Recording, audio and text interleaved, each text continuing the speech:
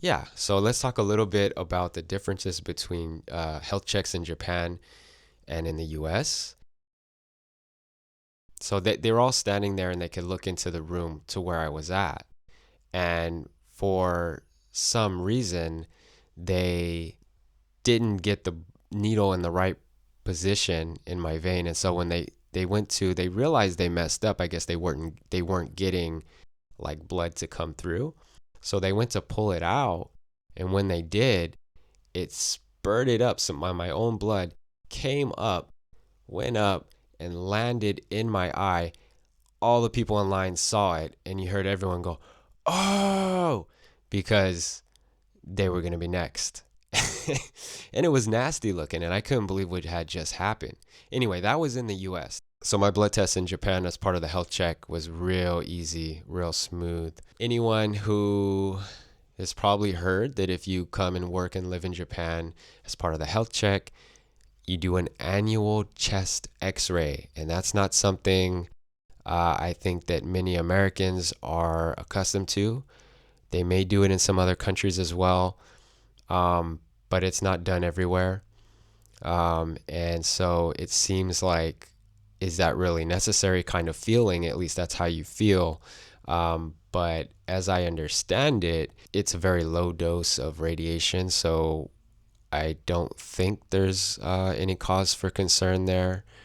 Um, and I actually had a double shot because I don't know if it's because of my age or whatever. I had a certain test done, the Ningen doc. So Ningen, I think is stands for like basically like human or whatever. But this is the more comprehensive test. So they did the front shot, and then I had to turn to my side, and they did a side shot.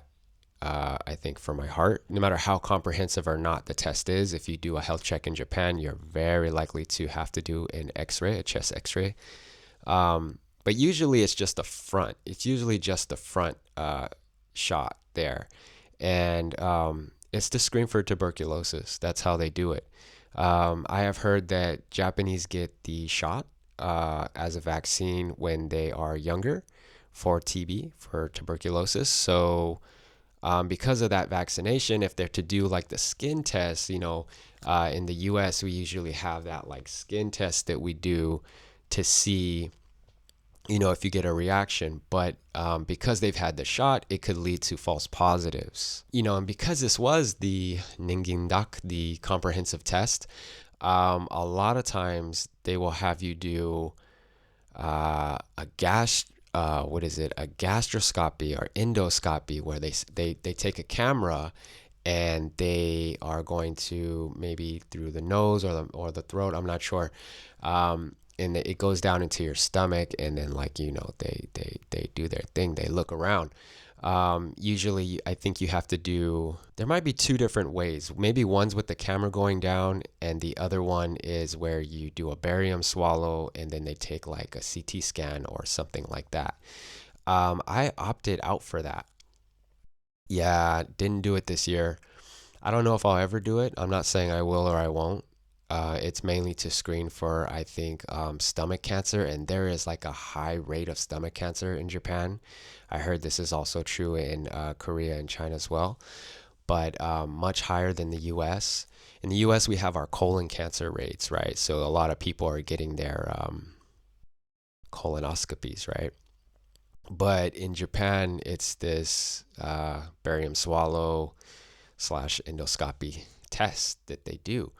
I opted out for it. The way I figure is that, I lived most of my life in the US. I didn't think I needed to get that test yet. So again, I'm not saying I'll never do it, but at this moment, at this time, I opted out. I got an ECG. That's an electrocardiogram. You probably are familiar, possibly, where they take these little wires attached to almost like stickers, and they put them around your chest and in the side of your around your ribs, and it's to monitor I guess for your heart. So that was quick and painless, no problem. Had to get an echo, is what they refer to it as here, but also known as an ultrasound. I laid on my back they got the jelly and all that stuff. But the thing was like, yeah, I had to, you know, try to understand the directions. And so I'm turning on my side.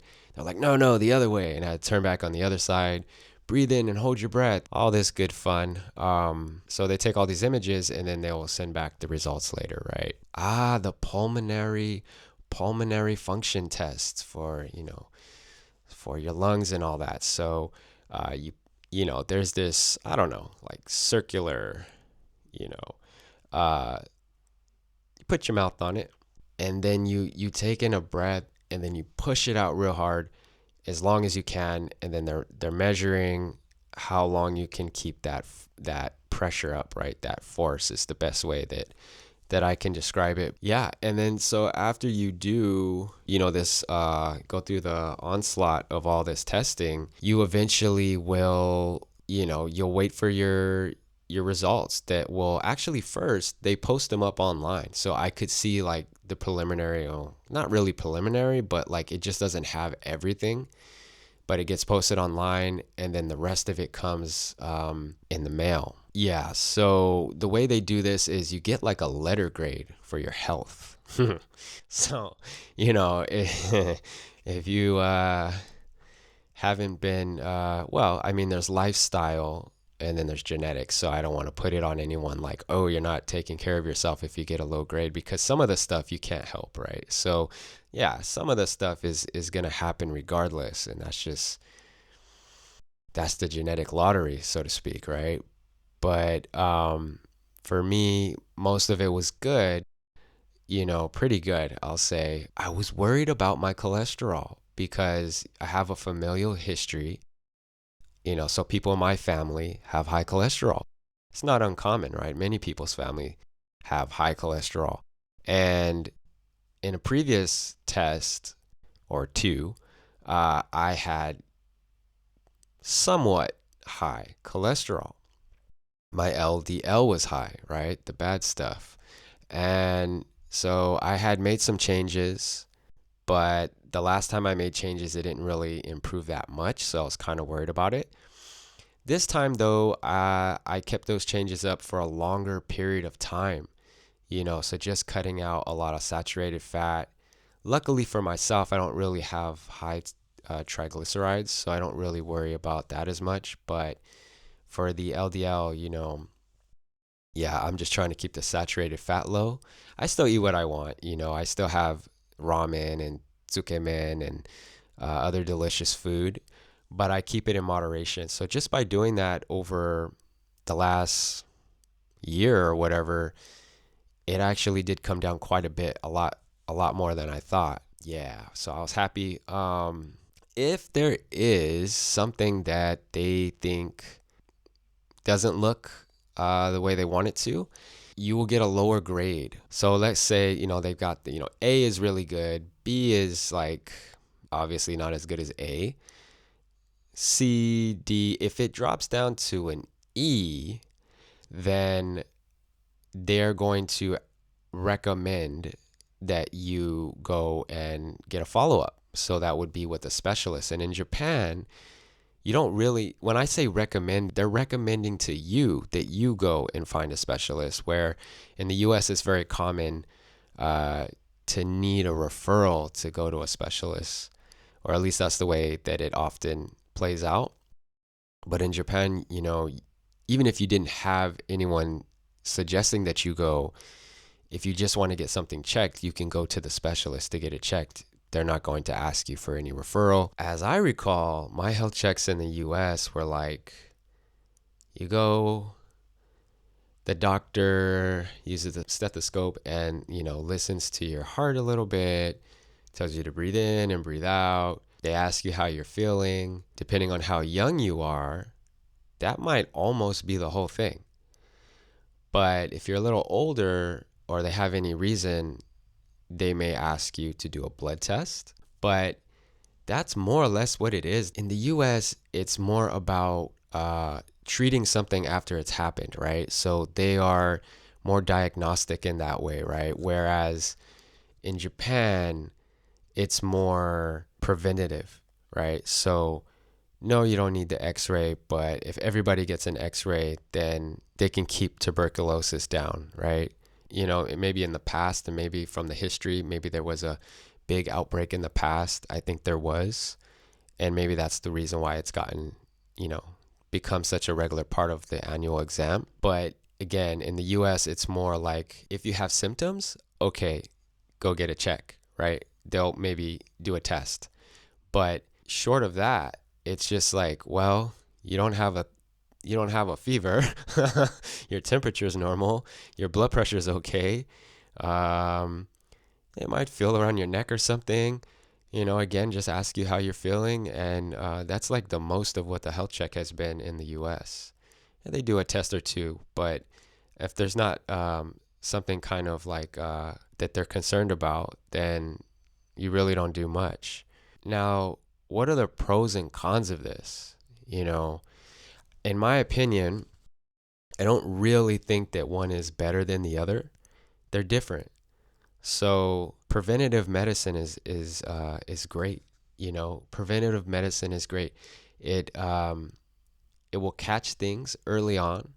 So if somebody has, unfortunately, a disease, but it's in its early stages, it can better be treated. So that's just a good thing. With the U.S. though, with being more diagnostic, sure, they may miss things, and by the time they find it, it could be in late stages, which would be bad. But on the other hand, by not doing tests unnecessarily, when there's not a real call for it, um, it's less invasive. There's less risk involved, and at least for the U.S. kind of system, if you will, it wouldn't bog things down because it's a lot of testing and take longer to process all those people. Now here in Japan, they're so organized that they can do this. They do this. It's again, one's not really better, but they do things differently, and that's plain to see. I've done tests before, and I've gone to the doctor before in Japan. But this was the Ningen doc, and it is one of the most thorough, if not the most. But it wasn't that bad. So that's really that's been my experience. So if you're coming to live in Japan, don't be afraid of the health check. Take care of yourself. Thanks.